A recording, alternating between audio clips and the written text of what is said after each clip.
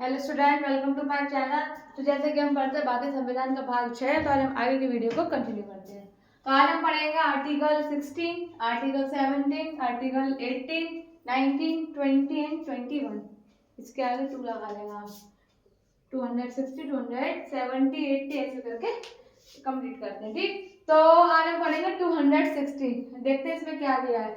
उच्च न्यायालय की संरचना। उच्च न्यायालय की संरचना के बारे में से बताया गया है। उच्च न्यायालय में एक मुख्य न्यायाधीश और अन्य न्यायाधीश होंगे। एक मुख्य न्यायाधीश होता है और बाकी के अन्य न्यायाधीश होंगे जो राष्ट्रपति द्वारा नियुक्त किए जाते हैं। किसके द्वारा नियुक्त किए जाएंगे? राष्ट्रपति द्वारा नियुक्त किए जाएंगे उच्च न्यायालय के। एक तो सर्वोच्च मतलब कि एक उच्च न्यायाधीश होता है, बाकी उनके नीचे के न्यायाधीश होते हैं। अब आता है आर्टिकल 270। आर्टिकल 270 हमसे क्या कहता है? उच्च न्यायाधीश की नियुक्ति और पद की शर्तें। उच्च न्यायाधीश की नियुक्ति और पद की शर्तें। कैसे उसकी नियुक्ति होती है और पद की शर्तें क्या होती हैं? उच्च न्यायाधीश की नियुक्ति राष्ट्रपति द्वारा की जाएगी और वह 62 वर्ष की आयु तक पद पर रहे। कितने वर्ष तक? 62 पद की आयु तक कहाँ पर है? पद पर रह सकता है। अब आता है आर्टिकल 280। आर्टिकल 280 हमसे क्या कहता है? उच्च न्यायालय के न्यायाधीशों का वेतन और भत्ते। न्यायाधीशों के वेतन और भत्तों के बारे में इसमें चर्चा की गई है। उच्च न्यायालय के न्यायाधीश के वेतन और भत्ते मिलेंगे जो संसद द्वारा निर्धारित किए जाएंगे। तो न्यायाधीश और उच्च न्यायाधीश के जो वेतन और भत्ते वो किसके द्वारा वो करे जाते हैं? निर्धारित किए जाते हैं, संसद द्वारा निर्धारित किए जाते हैं।